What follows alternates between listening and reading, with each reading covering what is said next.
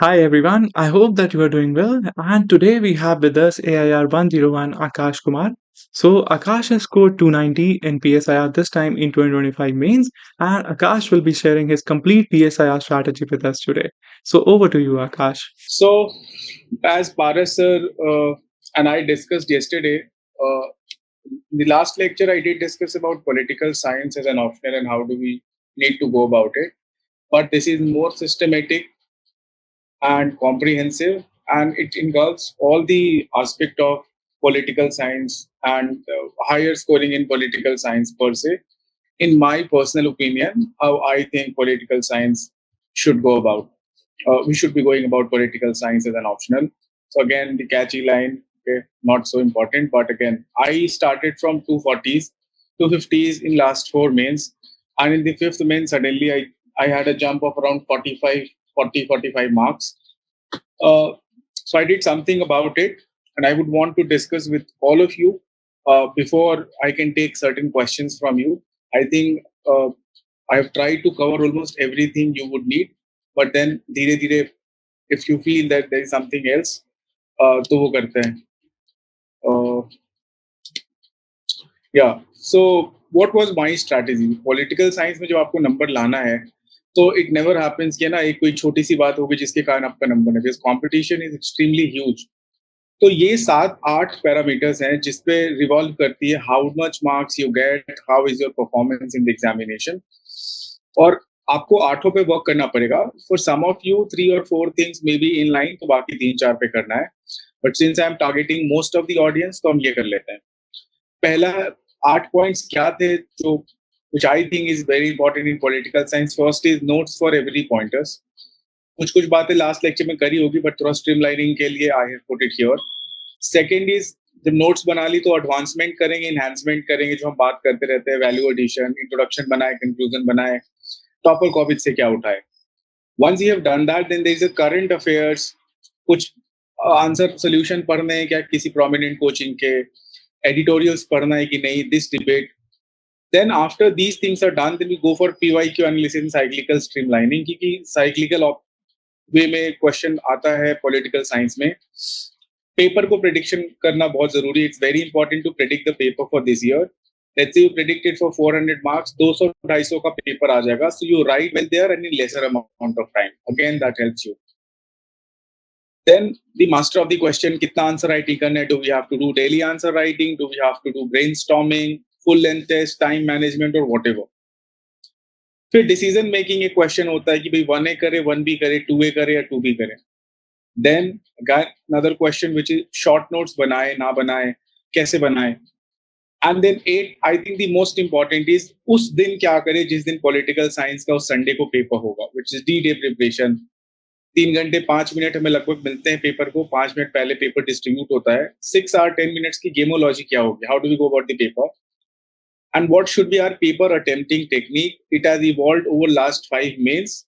Along with that, Paras sir से जो बात हुई, बाकी जितने लोग हैं इन दी सर्विसेज, उनसे बात हुई. Depending on them I have carved out a certain strategy. थोड़ी बोरिंग हो सकती है स्टार्टिंग में, but I take your question एक ब्रॉड लेवल पे सबको ले आया, इसलिए we have to discuss this. तो next slide. Yeah so notes for every pointer. Why is it very important? तो ऐसा नहीं है कि आप साइक्लिकल फैशन में if you look at the PYQ, you will definitely know all the questions या फिर कौन से टॉपिक है. UPSC is also a name for aberration. कभी कुछ पूछ रहे and then neoliberal theory of state 5 साल लगातार पूछ दिया. So you have to be prepared for almost everything at least to an average limit. अगर बहुत अच्छे से ना भी कर पाए तो नोट्स अगर हमारे पास हर चीज का होता है, that ensures a bare minimum threshold for any topic. भाई हर कुछ के बारे में थोड़ा थोड़ा मुझे पता है. ठीक है. करंट सिनेरियो में बहुत इंपॉर्टेंट है, बिकॉज 14 साल से सिलेबस से क्वेश्चन पूछा जा रहा है. So UPSC is now trying to have an advance dynamism. बहुत ही डायनामिक क्वेश्चन पूछे जा रहे हैं, बिकॉज सिंपलर क्वेश्चन खत्म हो गए हैं उस सिलेबस से रिलेटेड. इसलिए हमें सब कुछ आना चाहिए थोड़ा थोड़ा. Content of one can also be use in content of other, इसलिए बहुत जरूरी है.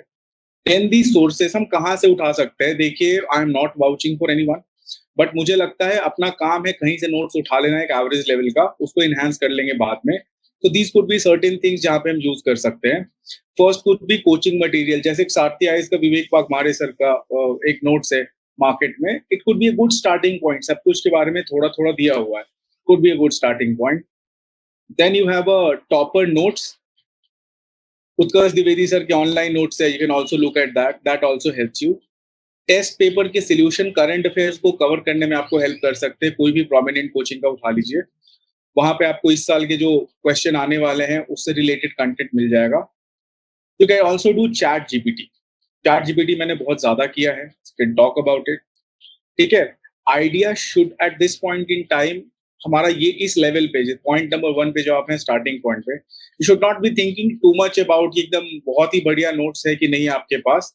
You should be much more content towards having notes in itself for almost all the topics. एक बार आप असॉर्ट कर लीजिए, एक जगह पे रख लीजिए सबको, देन द प्रोसेस स्टार्ट्स. अभी बहुत बेस्ट नोट्स है कि नहीं, इस पे ज्यादा डिबेट ना करें. First come to this point, then we can move on to enhancement and advancement of the notes. So then comes the second point. Advancement and enhancement of notes. Value addition, introduction, conclusion and topper copies. तो अब क्या है कि सब पे हमने average level पे हम आ चुके हैं. In almost all the topic we have reached the average. हमें अब सब कुछ थोड़ा थोड़ा पता है, बट ऐसा तो है नहीं कि इतने वास्ट सिलेबस को हम सब कुछ बहुत अच्छे से करके जाए. That's an ideal which generally does not happen in my experience. तो हम किस टॉपिक पे ज्यादा एडवांसमेंट करें, किस टॉपिक पे ज्यादा अच्छा करें, उसके लिए सबसे अच्छा तरीका है to go to the previous year questions. Once you go to the previous year question, you understand two things कि भाई पिछले साल प्लूरलिस्टिक थ्योरी पूछा था तो इस बार न्यू लिबरल पूछ सकता है. पिछली बार कम्युनिटेरियन क्रिटिक पूछा था तो इस बार जॉन रॉल्स का थियरी ऑफ जस्टिस पूछ सकता है. और इस थियरी ऑफ जस्टिस का स्टार्टिंग टू एंड पूछ सकता है कि वेस्टर्न एंशिएंट पॉलिटिकल थॉट से अभी तक क्या रहा है. Broad question. So again it gives you what kind of questions are expected next year and also किस डेप्थ पे किस टॉपिक को प्रिपेयर करना है.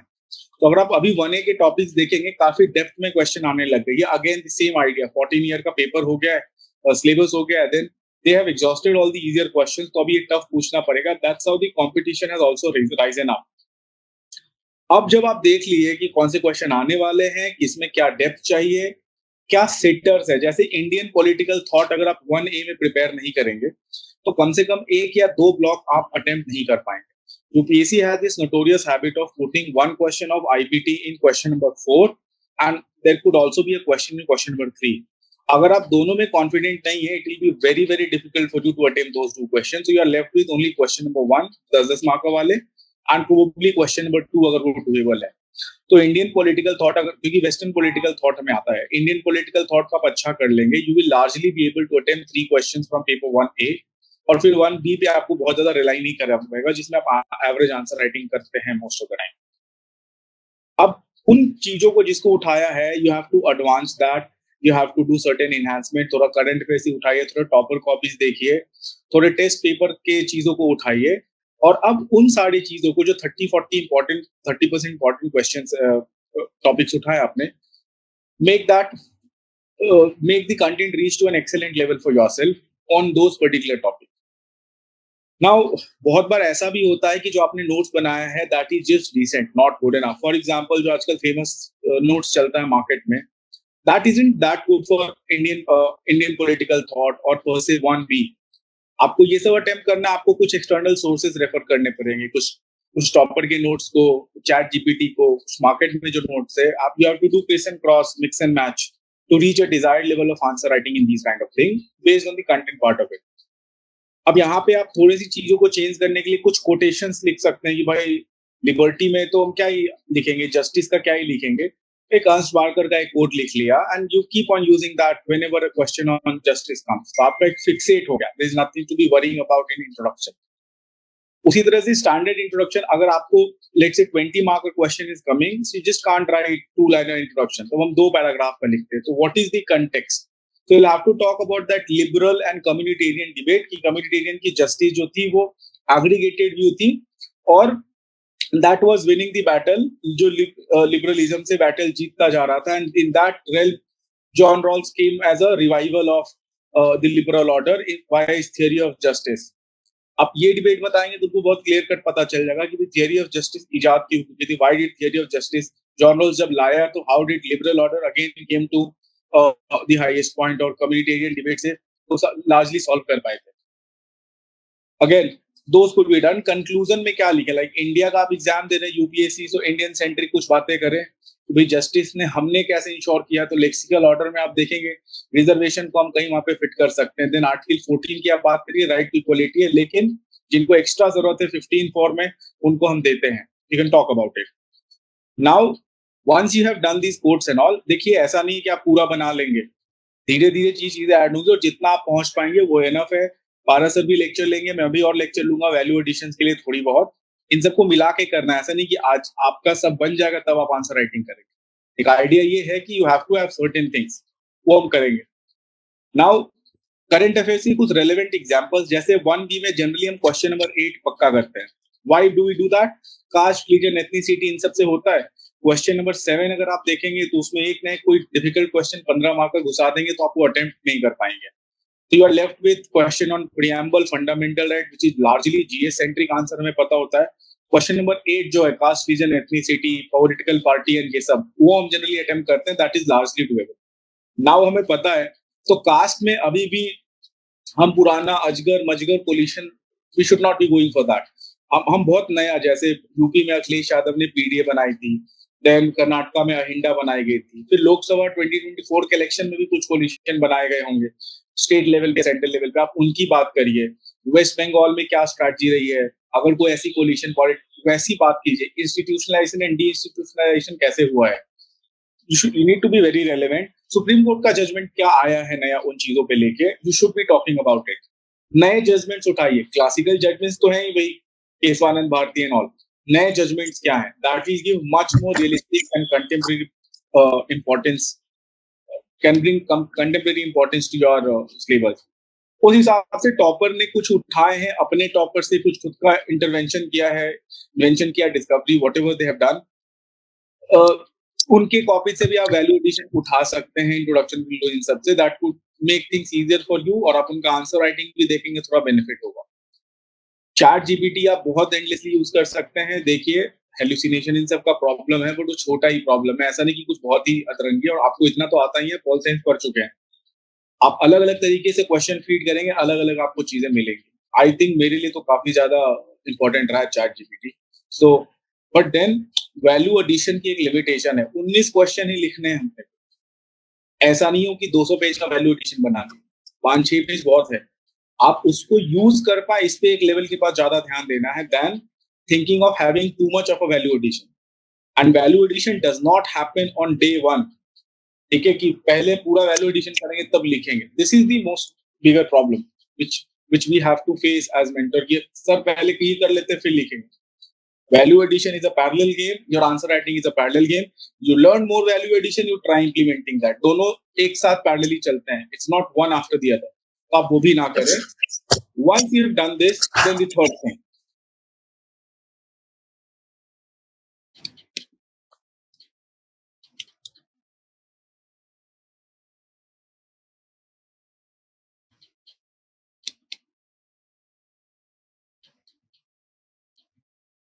Yeah. Now you have done this. Now the only addition which is required at this point in time. आपने notes बना लिए, आपने important चीजों के value addition कर लिए, introduction, conclusion देख लिए हैं, context देख लिए है. Now you have reached a point wherein current affairs and largely contemporary affairs will start making sense, and then the debate of कि sir editorial कितना पढ़ लें. So current affairs in PSR is important to give current context. कि मतलब अभी Iran पे question आएगा तो अभी current context देना है कि भाई एक अक्टूबर वॉर हुआ था, ये सब करके आपको बताना है. But then that does not remain the entire part of your answer. So in political science, contemporary affairs is the most important thing. Current बस context देता है, changing nature of international order दे सकता है. वैसे ही इलेक्शन में कुछ छोटी मोटी चीजें हुई होगी या फिर कोई एक इलेक्टोरल बॉन्ड जैसा कोई जजमेंट आया होगा, बट पूरे जो इलेक्शन पे क्वेश्चन आएगी वो 10-12 साल के कंटेम्प्रेरी रेलेवेंस पे आएगी. आपको बस एक कंटेक्स्ट के लिए थोड़ा बहुत चाहिए.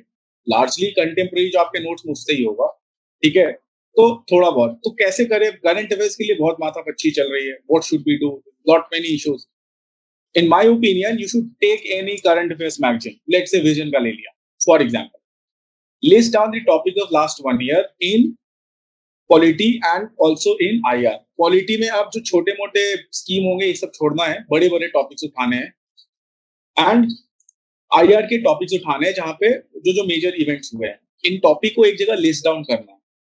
ठीक है, लास्ट 9-10 महीने के करेंगे तो बहुत ज्यादा है, इतना ही चाहिए। नाउ अब इन टॉपिक को आपने देख लिया, आपने जो भी मैगजीन उठाई है उसमें देख लिया कि क्या क्या कंटेंट है, now you have done that. अभी भी आपको लगता है that content is not enough या फिर जीएस सेंट्रिक कंटेंट है, ऑप्शनल सेंट्रिक नहीं है, नाउ उन टॉपिक्स पे एक या दो एडिटोरियल आप अच्छे से पढ़ लीजिए, नॉट मोर देन दैट। क्योंकि आपको एक ही आंसर लिखना है। क्योंकि मैं ईरान से ज्यादा प्यार करता हूँ ऐसा नहीं होगा कि 10 क्वेश्चन ईरान पे आ जाए। Question will only be one और एट मैक्स 2 आ सकता है। आप 2 एडिटोरियल पढ़ेंगे, आपके पास ठीक ठाक नॉलेज होगी लिखने की। सो हम यहाँ पे नंबर लाने आए हैं, बहुत ज्यादा नॉलेज इकट्ठा करने तो आए नहीं। उतना इनफ है आपके आंसर राइटिंग के लिए। ठीक है, don't waste your time there. ये इकट्ठा करने के बाद now that you have assorted a topic at one place, 1-2 editorial पर पेज, आप solution of major coaching centre जो है वहां पे अगर आपके पास टाइम नहीं मिलता, आप उनके भी सोल्यूशन पढ़ लेंगे, लार्जली करंट अफेयर्स के टॉपिक्स कवर होंगे। अगेन वो भी आपको हेल्प कर जाएगी। ठीक है, एक दो चैनल अब देख लीजिए, बिकॉज अगेन पारा सर से ये बात होती आई है 1-2 साल से कि how photogenic memory and videogenic memory ज्यादा हमें याद होता है rather than content based memory. तो थोड़ा पढ़ लिया एडिटोरियल में, कोई आपको बोल रहा है audio centric, that will give you larger longevity in your memory. Suhasini Haidar का हम दोनों ने फॉलो किया है, वो काफी अच्छा एनालिसिस करती हैं वर्ल्ड अफेयर्स में। आप उनके कम से कम लास्ट 6 महीने के जितने वीडियोस हैं, अगर आप उनको देखेंगे तो मुझे लगता है इसके अलावा बहुत ज्यादा जरूरी नहीं पड़ेगा। You will have a grasp of most of the dynamic topic जो आ सकती है, जो आएगी ही, and you will be able to write markedly better answer than others. तो I think this is very important कि एक चैनल को पकड़ के रखें। ये बात मैं आपको इंटरव्यू के समय में भी बोलूंगा। अभी के लिए मेंस की बात चल रही है तो ये करें। नाउ पीवाईक्यू एनालिसिस, ये सब कहानी हो गई, नोट्स बना लिया, एडवांस कर लिया, उसके बाद करंट अफेयर्स ऐड कर लिया। अब और क्या नेक्स्ट वर्जन है, पीवाईक्यू एनालिसिस, साइक्लिकल स्ट्रीमलाइनिंग और पेपर प्रेडिक्शन। ये सब करने की जरूरत क्या है, क्योंकि पीवाईक्यू बहुत इंपॉर्टेंट है। अगर आप पीवाईक्यू के लास्ट 5 साल के सवाल सारे देख लेंगे जो हम कराएंगे आपको, तो लार्जली चीजें कवर होती है, उसके ऊपर थोड़ी बहुत ही मरहम लगाना होता है, लाइक प्लास्टर ऑफ पेरिस करना है, बाकी सब चीजें हो चुकी है, घर बना लिया आपने structure. So it forms the heart of preparation in PSIR. PYQs are very important. Some topics are generally repeated: affirmative action, distributive justice, communitarian kitty. Up now, when it comes to these kind of questions, हमें लगता है हमारे पास जो answer है, since it's of a decent level, it's fine. No, इस इन questions के लिए competition बहुत ज्यादा है. You need to advance these content to a very higher level. तभी आपको, नहीं तो ऐसा नहीं है कि अफर्मेटिव एक्शन कोई लिख नहीं पा रहा और आप लिख लेंगे तो आपको ज्यादा नंबर आ जाएगा। अफर्मेटिव एक्शन का आपका आंसर 10 मार्कर में ऐसा होना चाहिए कि 6.5 देके जाए। आप एवरेज लिखेंगे तो रिलेटिव लेवल पे your answer will not stand up to the limit, और फिर आपको नंबर 4-4.5 ही मिलेंगे। तो ये जो आसान टॉपिक्स है, they are even harder nut to crack, जिसमें फिर आपको बहुत अच्छा लिखना पड़ेगा।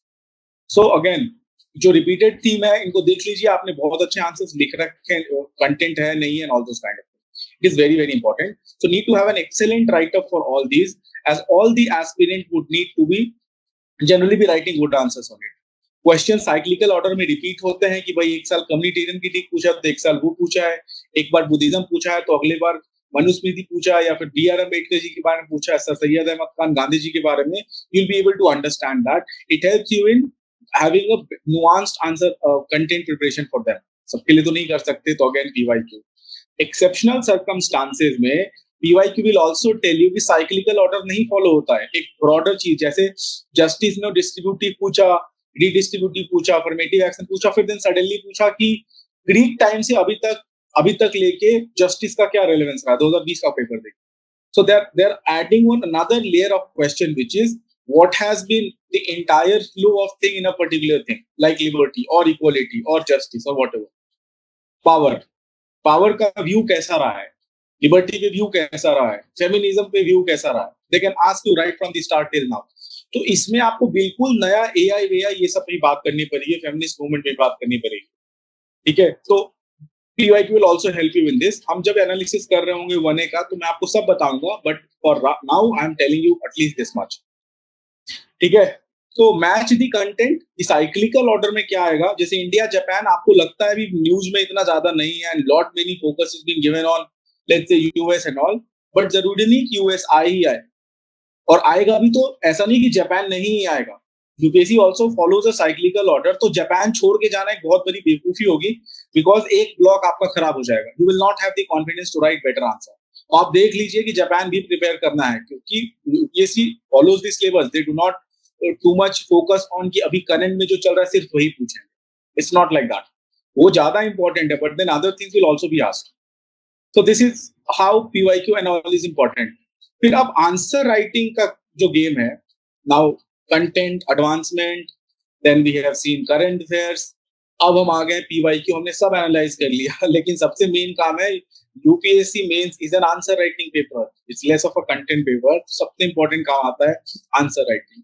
अब इसमें बहुत सारी चीजें, डेली आंसर राइटिंग करें, ब्रेनस्टॉर्मिंग करें, full length test, time management, interlink structure, क्या क्या करें, एक एक करके देखते हैं।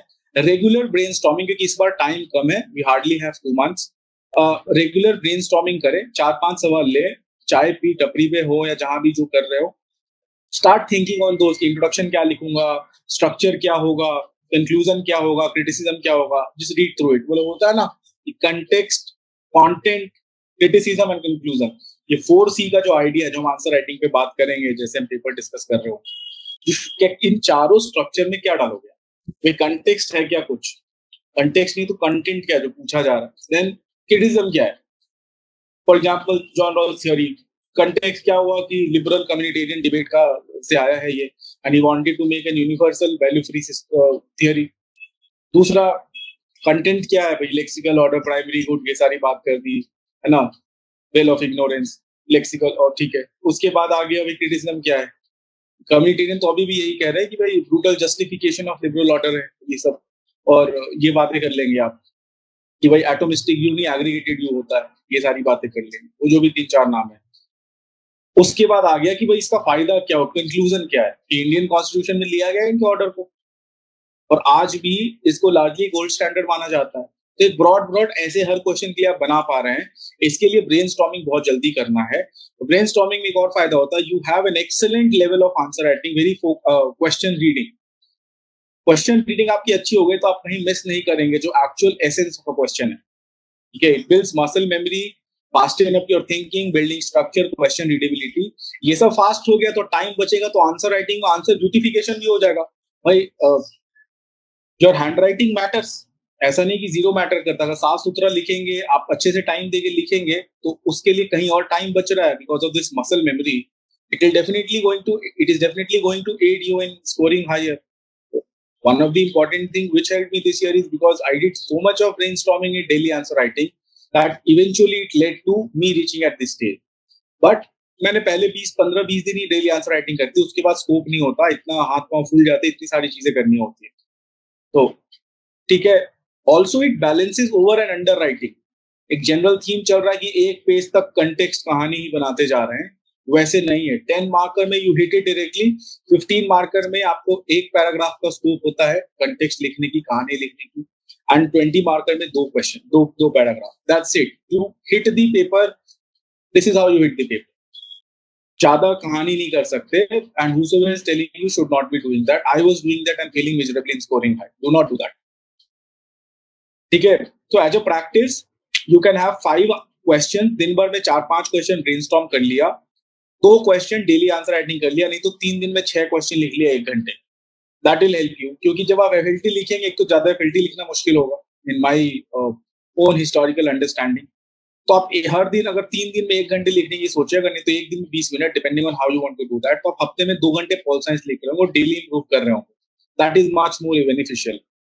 उसके बाद टाइम कम है, तो मैं आपको ऐसे बर्डन नहीं करना चाहता हूँ, अरे तुमने 8 टेस्ट नहीं लिखा क्या, ऐसा कुछ साइक्लिकल ऑर्डर नहीं है। पारस सर ने 1 या 2 लिखे थे जब उनके 310 आए थे, मैंने भी पिछले साल 1-2 ही फुल टेस्ट लिखे, बहुत ज्यादा नहीं लिखा है।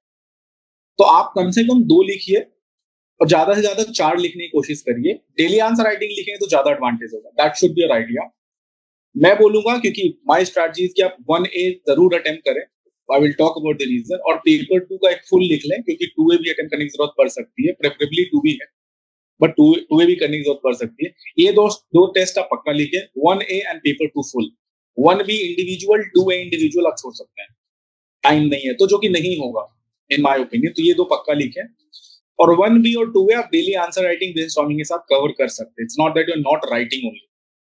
ठीक है, इंटरलिंकेजेस एंड स्ट्रक्चर की 2A को यूज करना है, तो लेट्स से अगर मान लीजिए ईरान वाली चीजें चल रही है, तो आप ये सब टर्म तो यूज कर सकते हैं ना कि भाई balance of regional balance of power, Israel acting as an offshore balancer for the US, ठीक है ना, West Asian balance of power built हो रही है ना, there is also balance of threat.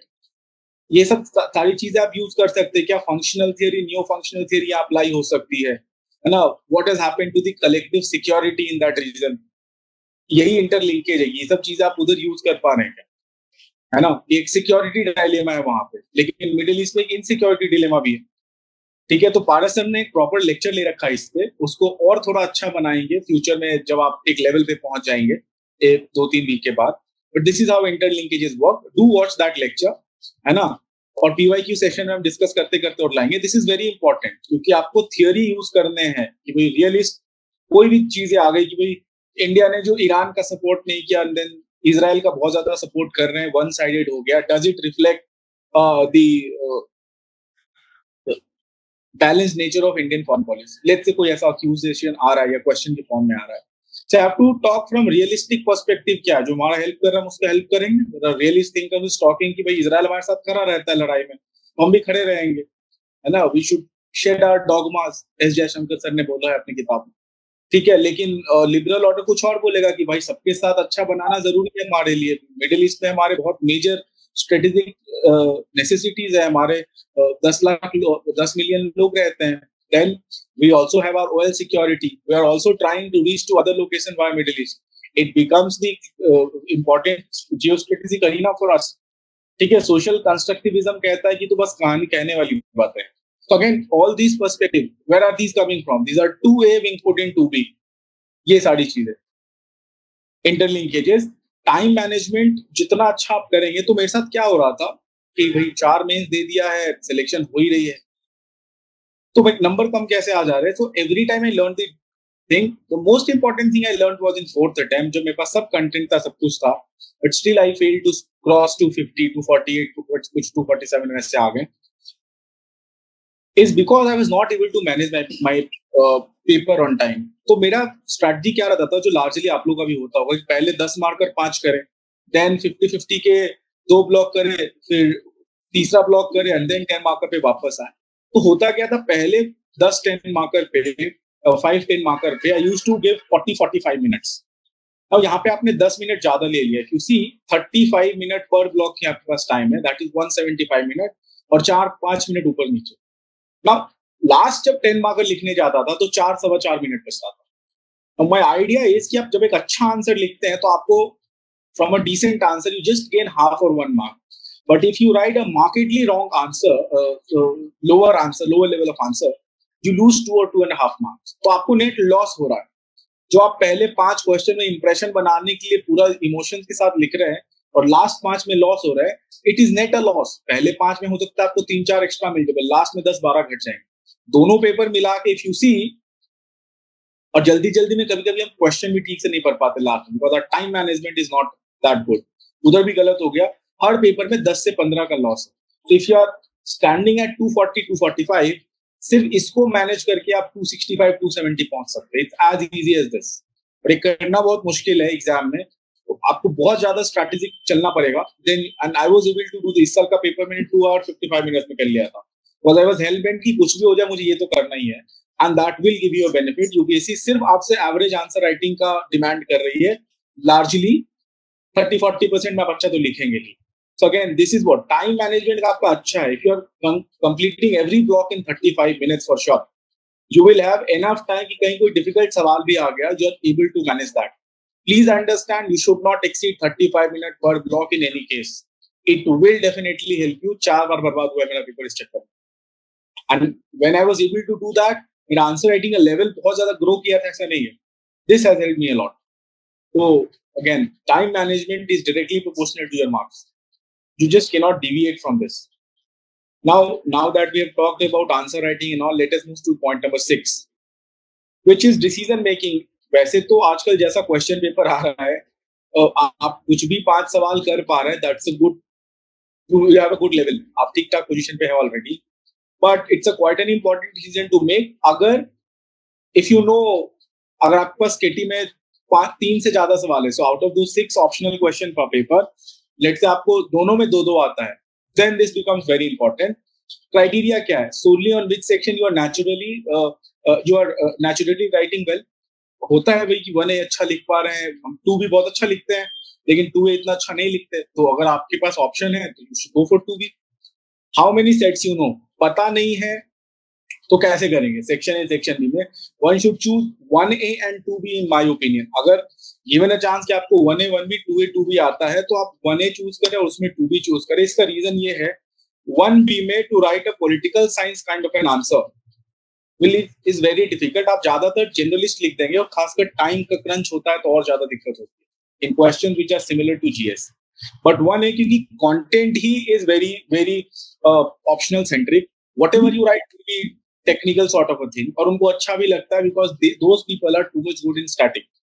ठीक है, तो उनको अच्छा भी लगेगा, आपके पास आंसर भी है, जल्दी जल्दी आप लिख भी पाएंगे, तो आपके नंबर ज्यादा आएंगे।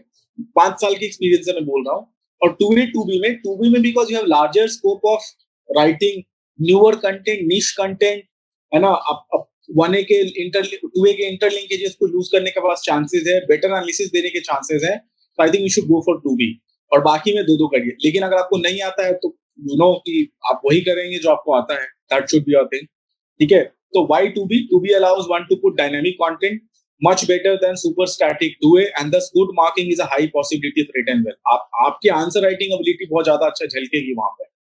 इन 1A अगर आपका आईपीटी इंडियन पॉलिटिकल थॉट आपका अच्छा होना ही चाहिए। Soul of 1A right now is Indian political thought, नहीं तो आपके दो ब्लॉक गायब हो जाएंगे, आप नहीं लिख पाएंगे। Please have a good understanding of Indian political thought. अगर ये प्रिपेयर आप अच्छे करते हैं तो आप बहुत अच्छा आंसर लिख पाएंगे 1B से, बिकॉज 1B में जर्नलिस्टिक आंसर लिखने के ज्यादा चांसेस हैं। ठीक है, सो प्लीज। ठीक है, but of course this is a warning, in no case एक पार्ट को सिर्फ हमें, क्योंकि मैंने सोच लिया वन है तो वन ही लिखेंगे, आ रहा हो या नहीं आ रहा हो, नहीं, लिखना तो पड़ेगा ही, आपको एवरेज तो लिखना ही पड़ेगा। This debate and discussion is only holds true when you know both of them. ठीक है, now let us move two point number 7, short notes आजकल बहुत फेमस चीज चल रही है कि भाई शॉर्ट नोट्स बनाए ना बनाए, बहुत इंपॉर्टेंट है, it's very important to be, ये सारा तो very comprehensive and vast syllabus. तो अगर आपके पास शॉर्ट नोट्स होगा, बहुत आसानी से रिवाइज कर लेंगे और आंसर राइटिंग के लिए बर्डन नहीं होगा कि रिवीजन नहीं हुआ, ये नहीं हुआ, वो नहीं हुआ।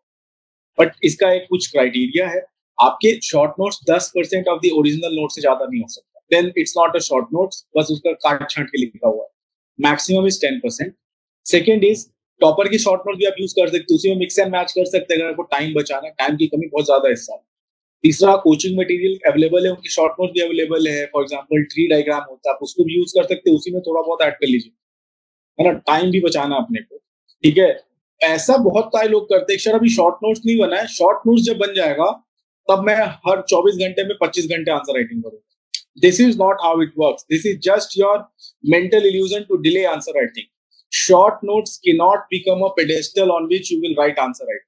Short notes again एक parallel track है, short note धीरे धीरे बनता जाएगा अगर बनना है तो, और आंसर राइटिंग आपकी चलती रहनी चाहिए। और शॉर्ट नोट्स आप नहीं भी बनाएंगे तो कोई दिक्कत नहीं, like I did not make too much of a short notes in this attempt. मैं अपने बड़े ही नोट्स में, which is not too big a notes, उसमें अंडरलाइन करके काम चला रहा था, because there is also something called pictorial memory, आपको अपने पेजेस याद रहते हैं, that's how you remember.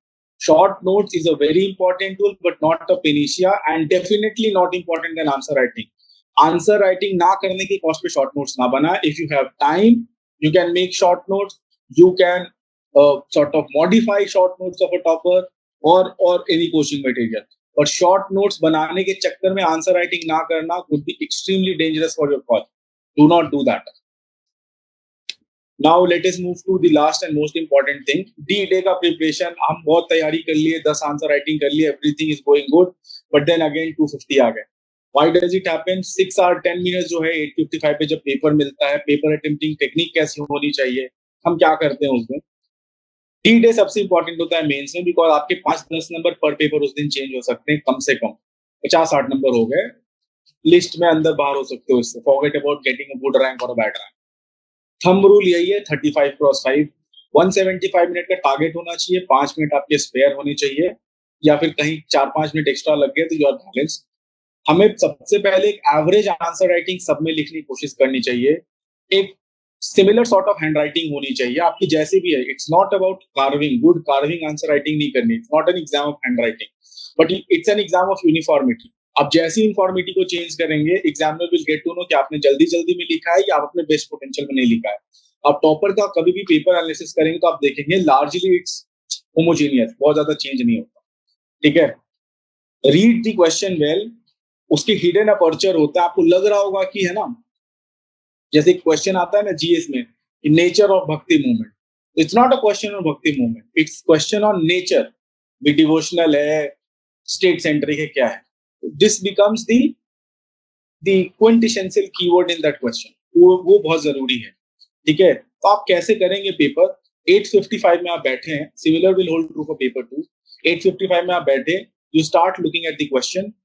First 10 5 करने हैं, सेकंड 5 करने हैं। You see all the question, read thoroughly the question and decide on कौन से 3 करने हैं, या कम से कम कौन से 2 करने हैं out of those 3 optional question. 2 block decide कर लिया, और लेट्स से 2 में आप you are not decided yet. और सबसे पहले क्वेश्चन नंबर 1, फिर वो जो 2 डिसाइड किया है वो कर लिया। Now is the time to think कि 2 ऑप्शनल वाले में से कौन से करने हैं, and then you should go for the last 10 marker 5। आप ऐसे चलें। ठीक है, what should be your criteria, आप कितना आपको आता है। अगर आपको सब, if you are good, your position is good with regard to attempting 1A 1B and 2A 2B respectively, then you decide on कि कौन से क्वेश्चन करने हैं। इंडियन पॉलिटिकल थॉट अच्छे से करके जाओगे तो 1A में अटेम्प्ट करने में ज्यादा दिक्कत नहीं होगी। ओके, थोड़े बहुत थिंकर्स आप कोट कर 1-2 लिख लेना अपने क्वेश्चन पेपर के बगल में, सो दैट ये दोनों थिंकर आने चाहिए। कभी कभी हम आंसर राइटिंग के फ्लो में भूल जाते हैं। That should be your thing. You start dot at 9, पता यही एनालिसिस करते नहीं रहेंगे। Every minute you lose after 9 is a great loss for you. ये कौन से करेंगे, यही करते करते you don't have to reach at 9 10 और 9 5। You do it in 5 minutes, and for that you need to practice this in these 2-3 full length test I'm telling you। ये सारी चीजें करनी है।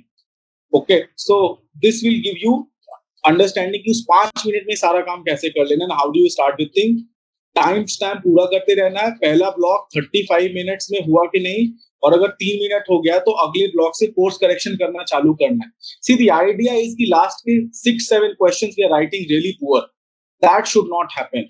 इसलिए कोर्स करेक्शन पहले बहुत ज्यादा जल्दी चालू कर लेना है।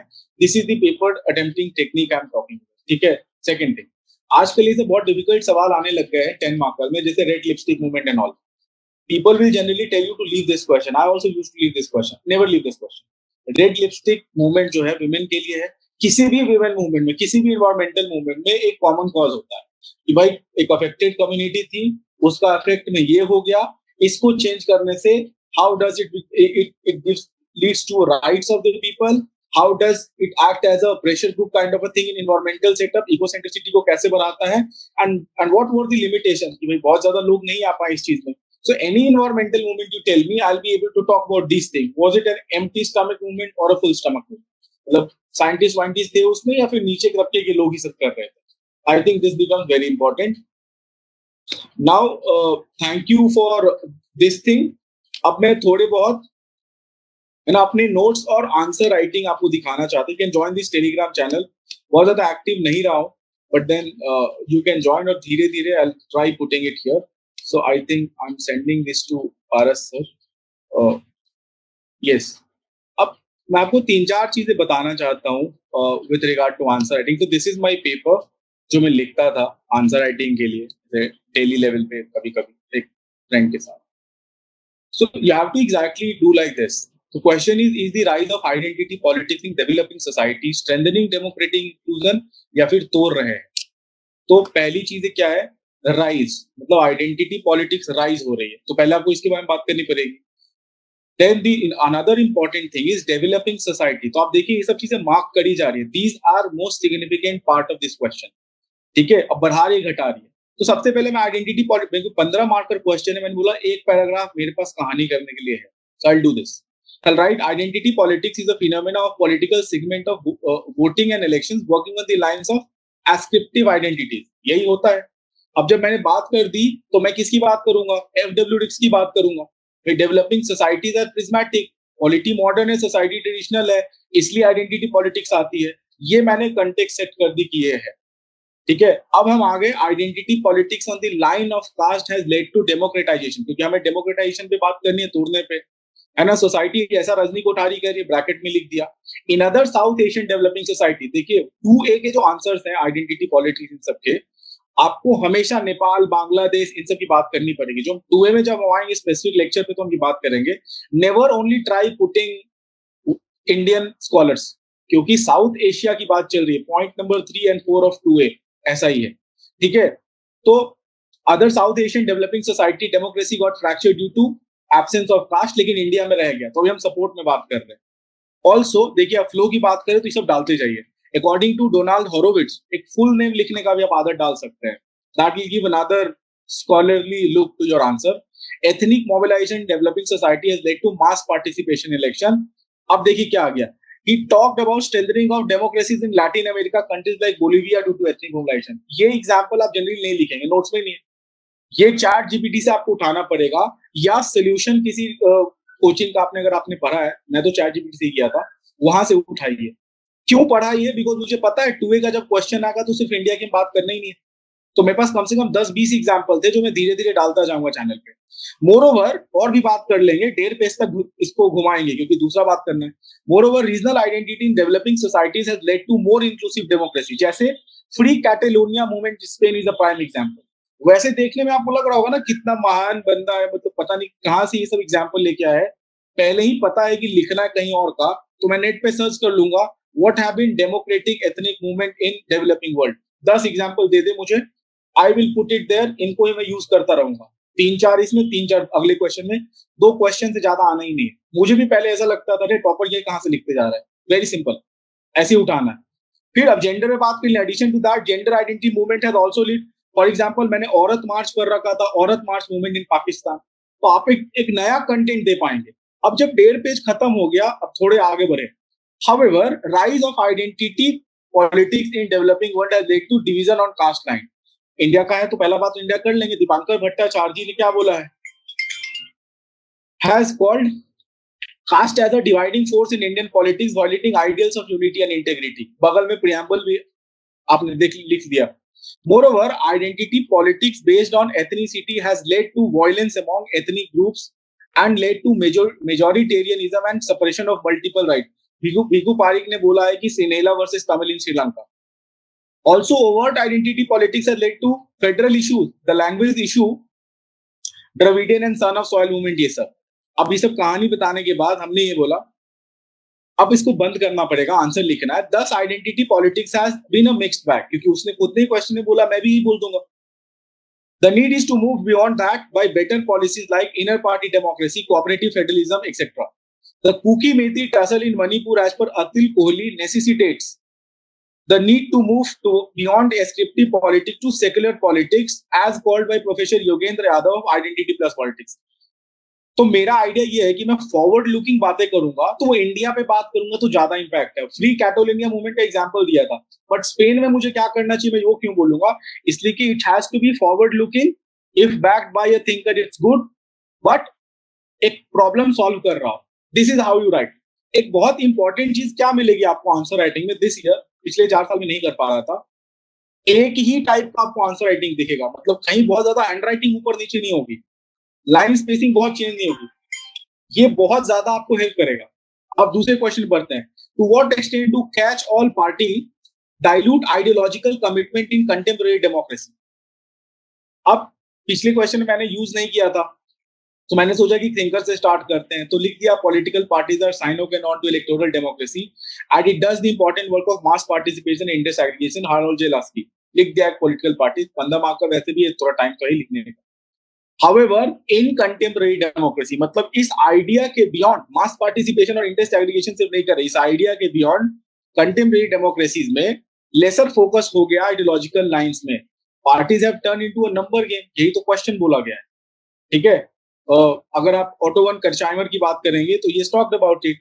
Even in mature western world like the US both Democrats and Republic are considered. ये सब कहानी आपके नोट्स में है, मैंने वही से लिखा है ना। Barack Obama 2000 financial crisis, same notes जो हम सब पढ़ रहे हैं, मार्क्सिस्ट अफेक्टेड, ये सब।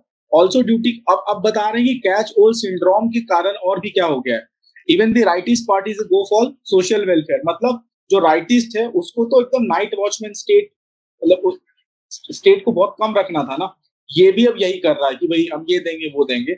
और सोशलिस्ट पार्टी तो दिस लाइन हैज ब्लर्ड, मतलब जो हमको जो भी करना पड़े इन सब चीजों के लिए, नंबर लाने के लिए, हम वो कर लेंगे, ये लिख सकते हैं। अब मार्क्सिस्ट का जो काम था कि आइडियोलॉजी डोमिनेटर होना चाहिए, उनका खत्म हो गया है।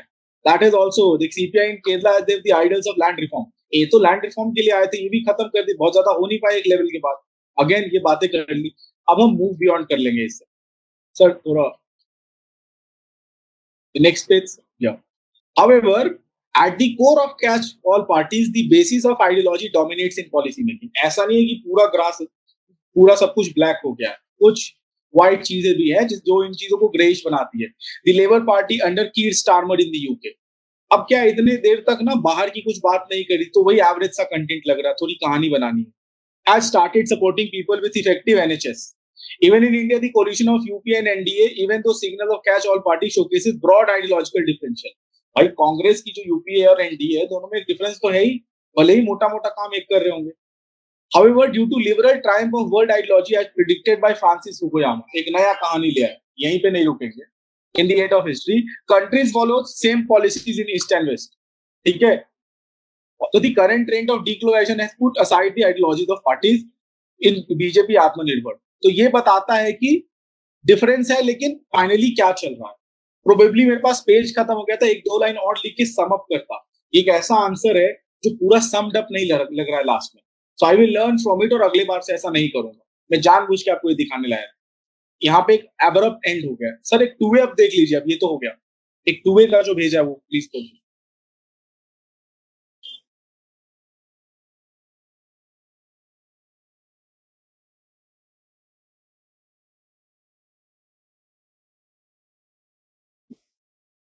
या तो क्वेश्चन रीड कर देता हूँ, थोड़ा स्कैनिंग में इशू हो गई। Strategic autonomy remains the cornerstone of Indian foreign policy, 2B का क्वेश्चन नंबर 1 जो आता है वो यही है, but it's meaning has evolved. Substantiate it with recent initiative of India's multilateral and bilateral engagement। आराम से, कोई दिक्कत नहीं, 20 मार्क है, थोड़ा कहानी बनाते हैं कि Indian foreign policy is based on dual ideal of historical legacy and strategic imperative. कुछ भी कहानी लिखना, स्ट्रेटेजिक वर्ड डाल देना है ताकि उसको लगे कि आप क्वेश्चन को रिप्रेजेंट करते चल रहे हो, डाल दी। One of the fulcrum of the ever two ideals has been ideas of strategic economy। तो यहाँ पे क्या होगा, मैंने कहानी बता दी and then I move on to जो बातें मुझे करनी है वो करेंगे स्ट्रेटेजिक इकोनॉमी। फिर मैंने बात किया कि भाई हिस्टोरिकल चलते हैं, कि भाई पहले क्या था बताना पड़ेगा ना, तभी तो अभी बदल गया है। I started talking about prime minister Nehruvian time, कि उनकी आइडियलिज्म नहीं थी, स्ट्रेटेजिक आइडियलिज्म थी, कि उस समय नॉन अलाइनमेंट ही कर सकते थे, है ना, बाइपोलर वर्ल्ड था और इंडिया को चाहिए था कि हम ये करें। अपर्णा पांडे इसे बता सकते हैं। ग्लोबल, अब क्या हुआ, ग्लोबल ऑर्डर चेंज हो गया, ऐसा नहीं कि नेहरू जी की पूरी बात करेंगे, हमें तो करंट वाला ज्यादा करना है। ग्लोबल ऑर्डर चेंज हो गया, तो एक पिट स्टॉप क्या था, एक पिट स्टॉप था कोल्ड वॉर, जहां पे हमने एलपीजी ये सब करी थी, हमने नए नए दोस्त बनाए, हमने साउथ ईस्ट एशिया के दरवाजे खटखटाए, है ना। One of the continuity Indian policy saw was ideal of strategic autonomy but change format. अब unlike the erstwhile NAM 1.0, strategic autonomy idea change from non alignment to issue based alliance.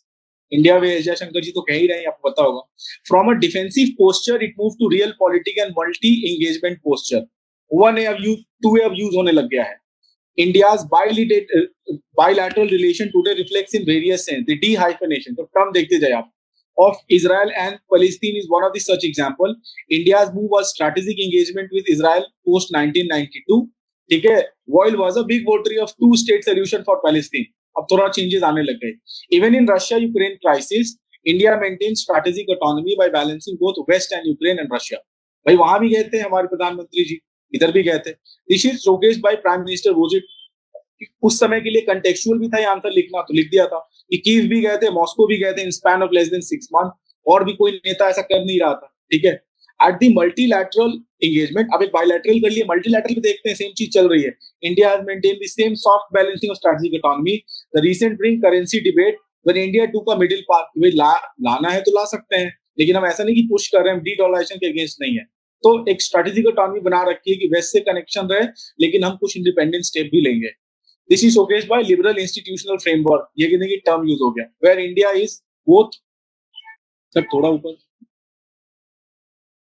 both part of Western US-led bloc of Quad and I2U2 at the same time.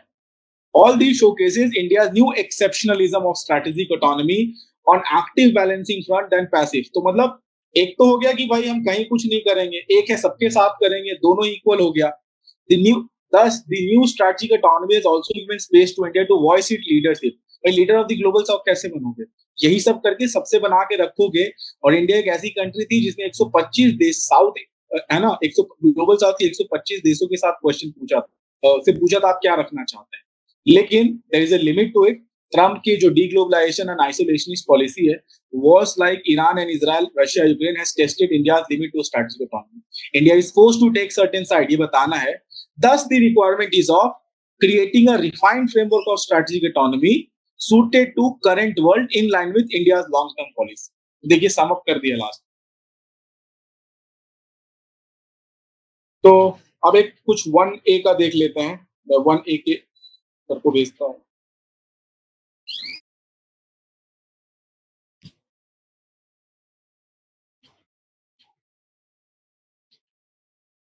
Answer writing में आप एक चीज हमेशा ध्यान दीजिए, uniformity wins the game for you. आप uniform answer writing करिए, आप बहुत ज्यादा डिविएशन नहीं देखेंगे आंसर राइटिंग में. And most of these paper were written on time. ये करते ही आपके नंबर कहीं घटेंगे, बिकॉज आंसर राइटिंग मेरे हिसाब से मार्क्स घटाने का एक्सरसाइज, देने का एक्सरसाइज नहीं है. वो 6, 6.5, 7 तक दे सकते हैं आपको, लेकिन काटते वक्त वो 1.5-2 देंगे. इसलिए सब कुछ ठीक से लिखिए. For example, the preamble reflects the core philosophy of Indian constitution. Critically examine the significance. दोनों साइड की बात करनी है. तो 15 मिनट का है, एक अच्छा सा इंट्रोडक्शन लिख दिया, कहानी. The preamble is based on the idea of objective resolution brought in Constituent Assembly by Pandit Nehru according to N.A. Palkhiwala. अच्छा, ये सब जो थिंकर्स हैं, जरूरी नहीं कि एग्जैक्ट डालने हैं. ग्रैनविल ऑस्टिन भी मोटा मोटा यही बात करेंगे, लार्जली सही लिखना. अगर थोड़ा बहुत ऊपर नीचे गलती से हो जाए एकदम बहुत परेशान नहीं होना, उनको भी इतना याद नहीं है, आपने आइडिया तो ठीक लिखा है. ठीक है. Thus the preamble reflects the vision of philosophy. ये क्योंकि कोर फिलोसफी बात किया था हमने, बता दिया फिलोसफी. अब preamble talks about the triad of justice, social, economical, political, which is cardinal value of Indian Constitution. It encapsulates the vision of constitution makers of liberty of faith, religion. ये article बताते चले गए. ठीक है. फिर equality पे बात कर ली है. It also involves the idea of unity and diversity. Moreover, it declares India as a sovereign socialist. ये सारी कहानी बता दी. तो मतलब एक साइड वाला बता दिया कि प्रियम्बल कैसे कैसे बताता है इन आइडियाज को. ठीक है. However, preamble is criticized, क्योंकि critically examine था तो बात तो करेंगे. Criticized for being not having any enforcement independent of other part of the constitution. इसलिए डेड लेटर बोल दिया गया. प्रियम्बल में कुछ स्पेसिफिक बातें भी नहीं करी गई है. रियल पॉलिटिक फंक्शनिंग तो अलग होती है. प्रियम्बल में गाइडलाइन दे दिया तो कैसे फॉलो होगा. What if a government is not following the guideline, how do you go about it. इसलिए रजनी कोठारी ने बोला, it reflects the utopian view with minimal guidance in functioning of democracy due to ambiguity in interpretation. ये हो गया negative बात. लेकिन ऐसा तो है नहीं कि खत्म हो गया, बैलेंस करेंगे दोनों को मिला के, पॉजिटिव नेगेटिव बता दी. However, the proponents believe that every preamble is always a guiding light. Preamble ही तो है. अगर आपको मैं इंट्रोडक्शन दूंगा तो इंट्रोडक्शन पूरा थियरी थोड़ी बता. It will only tell you आगे क्या आने वाला. It should be a guiding line. It is a guiding light. CJI MC Chagla ने बोला था, ऐसे कुछ डाल दीजिए. Amidst globalization-led inequality, the policies like PM Kishan, MNREGA etcetera और गाइड थे. 1B में ना ये आप जितने स्कीम्स है इसको आप डालते जा सकते हो. बहुत बहुत इंपॉर्टेंट है. इट रिफ्लेक्ट्स की काम क्या हो रही है, खासकर डीपीएसपी वाले क्वेश्चन में, प्रियम्बलिक क्वेश्चंस में, इन सब में. पंचायती राज में पुंसारी विलेज डाल दिया, ऐसा कुछ डाल दिया है ना, पिंपरी गावली विलेज डाल दिया. PM Kisan MNREGA are all guided by equality principle. Supreme Court believed it to be an arbitrator and path giver to solve cases like Navtesh Singh Johar. In essence, the idea of preamble should remain to be our guiding force in Amrit Kal to become a Vishwaguru. तो भाई बात तो है इसमें, इसको हम follow करेंगे तो सही हो. So if you see, flow में हम लिख रहे हैं, आगे बढ़ते जा रहे हैं. यही मेन आइडिया आंसर राइटिंग का. This is what you should be doing. ठीक है। क्वेश्चन नंबर 2 एक और देख लेते हैं। We discuss the relationship between fundamental right and directive principle in context of judicial interpretation. अब जुडिशियल इंटरप्रिटेशन बहुत इंपॉर्टेंट है, आप अपनी कहानी नहीं बोल सकते। गाइडलाइन दे दिया है कि इसी रेल में आपको बात करना है, ठीक है। 20 मार्क करें, थोड़ी कहानी कर लेते हैं, कंटेक्स्ट देते हैं। Indian constitution is a colourful mixture of enforceable and moral scripture, ग्राम। The court reflects that part 3 enforceable and एक जो moral guide है part 4 DPSP. The relation between fundamental right and DPSP पहले एक बता दिया context कि have been a point of connect and contest at the same time. ये दोनों complementary होता है लेकिन दोनों एक दूसरे के against भी हो जाते हैं. Since Constituent Assembly debates में ही चल रहा था कि भाई DPSP को लाए थे कि नहीं. ये socialist leader जो थे आचार्य नारायण देव etc. wanted DPSP to be enforceable. तो ये बात कर ली. However, pragmatist liberal जो नेहरू जी थे कह रहे थे कि अभी हमारी लिमिटेशन है भाई, फाइनेंसेस नहीं है इतने पास, हमारे पास स्टेट अभी बहुत नया है। लेकिन this FR and DPSP debate continue to get engulfed in policy and act of independent India. अब हम हमेशा 20 मार्कर में लास्ट पैराग्राफ में क्वेश्चन पे सॉलिड आ जाना, यही है। जुडिशियल इंटरप्रिटेशन की बात करी थी तो मैंने अब इस डिबेट को FR और DPSP को जुडिशियल कैटेगरी में लाके खड़ा कर दिया है, ये सुप्रीम कोर्ट। अब हम यहाँ से जजमेंट स्टार्ट करेंगे कि first constituent assembly constituent amendment हुआ जहां पे आर्टिकल 31 राइट टू प्रॉपर्टी को हटाने की बात की गई, वहां पे इस केस में ये हुआ। फिर जब लेजिस्लेचर इंक्रीज हुआ तो फंडामेंटल राइट गोलकनाथ में क्या हुआ, सैक्रोसेंट ड्यू ले लिया। फिर उसके बाद केसवानंद भारती केसेस में क्या हुआ, ठीक है। उसके बीच में एक 24th कॉन्स्टिट्यूशनल असेंबली आया था, फिर जो 39 को हटाया, मतलब डीपीएसपी को फिर से प्रेफरेंस देने लगे, followed by 25th constituent assembly amendment constituent followed by 25th amendment which did not allow judicial intervention। ये हो गया। अब इसके बाद क्या हुआ, सुप्रीम कोर्ट के हाथ में क्या है, वह 39(30)(b)(c) का क्या करना है। तो उन्होंने बोला कि ठीक है, डीपीएसपी को अगर आगे बढ़ाना है फॉर सोशल नीड, क्योंकि हमारा यही गाइडलाइन है, करेंगे, लेकिन जुडिशियल इंडिपेंडेंट को आप खत्म नहीं कर सकते। आप ये नहीं कह सकते कि हम कुछ नहीं करेंगे। So Rajeev Bhargava has told that supreme court here took a golden mean between fundamental right and DPSP. Later in Minerva Mill case, इसको हम तो पढ़ते ही रहते हैं ये जीएस2 में भी, है ना, कि constitution rest on the bedrock of balance between DPSP, ये सब। अब ये जो गोल्डन मीन सुप्रीम कोर्ट ने लिया है, यही फिलॉसफी आगे बढ़ती चल गई है। गवर्नमेंट इसी को लेते हुए बहुत सारी पॉलिसीज लेके आई है। Government brought various policies. तो थोड़ा नीचे please, yeah thank you. To enhance the socio economic equality, reservation दिया गया ओबीसी को, है ना, in Indira Sawhney judgement based on the difference principle article 39। यहाँ पे आप जॉन रॉल्स की बात कर सकते हो। What legislated idea of BB Mandal committee also balancing FR and DPSP has been done by Supreme Court in evolving justice concept। अब नया वाला बताएंगे, वही 1973 और 80 पे नहीं जाएंगे। Right to life includes right to healthy environment, जो भी नया आया है, ठीक है। आप वो भी right against the brutal impact of climate change, वो सब भी आप लिख सकते हैं, ठीक है। With coming of basic structural doctrine and its evolving nature, Supreme Court has kept the bedrock of balance of FR and DPSP entirely with it। अब क्या हुआ कि ज्यादा बैलेंसिंग करने के चक्कर में जो इंडियन कॉन्स्टिट्यूशन को एक डायनामिक डॉक्यूमेंट माना जाता था, वो बंद गया है कि सुप्रीम कोर्ट जब तक अग्री नहीं करेगा, जुडिशियल रिव्यू नहीं करेगा, नहीं होगा। इस बात को बहुत सारे लोगों ने, जैसे सौरभ कृपाल जी जो लॉयर है, उन्होंने एनजेएसी एक्ट को क्रिटिसाइज किया है, ठीक है। प्रताप वेणु मेहता ने इनको बोला कि पावर परपिचुएटर है by the court rather than justice provider। तो ये एक जो लास्ट में हम क्रिटिसिज्म देते वो है। अब कंक्लूड कर देंगे, तो दोनों बातें कर दी, अब क्रिटिसिज्म दे दी, कंक्लूड करेंगे। However, the interpretation of FR and DPSP is a complex phenomenon, कोई छोटी बात नहीं है, सिंपल बात नहीं है। And Supreme Court has done the right by balancing it। हम सुप्रीम कोर्ट के अगेंस्ट वैसे भी नहीं जाएंगे, वैसे भी ठीक ही कर रहे हैं। It resembles with the idea of constitutionalism and John Rawls for universal justice।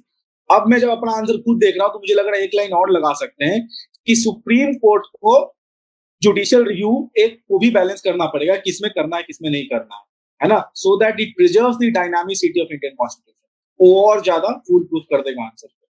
So this is the answer writing. जैसे अभी मैं आगे आने वाले सेशंस में 1A 1B 2A 2B का लूंगा, एक सेशन लूंगा, देन वैल्यू एडिशन का लूंगा।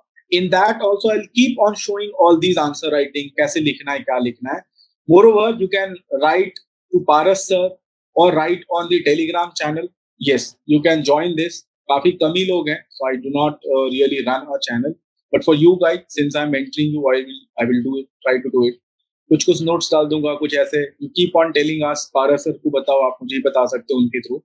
I'll try to be updated, कुछ notes, value addition and all. And whatever I have learned over the period of time, I will try telling you, try assessing you based on that in tests and all. जो भी आप मेरे पास paper लेके आओगे after the answer checking is done, कैसे करना है, last में थोड़ी पैनिक सिचुएशन भी आएगी, will all run together this thing, will walk with you, ये कैसे कर सकते हैं, because I have seen brutal failures in call sign, 250 आ रहे हैं तो इतना अच्छा नहीं है, how to reach beyond 270, 280 as far as possible, what has worked for me, what has worked for let's say Paras sir, and what is my learning over a period of time, कैसे क्या करना है. जब आप individually आएंगे I'll be able to tell you much more than right now. एक broad explanation था how it has worked for me, और मैं यही बताना चाहता हूँ. बाकी आपको जिस भी चीज पे सेशन की बात करनी होगी, you can talk to Paras sir, and एक आंसर राइटिंग की विजिट रखनी होगी, हम उस पर कर लेंगे. बट मुझे लगता है इंडिविजुअलाइज या फिर एक छोटे ग्रुप 4-5 जैसे 1A के सारे सबने एक पेपर लिखा है, then we can discuss it more.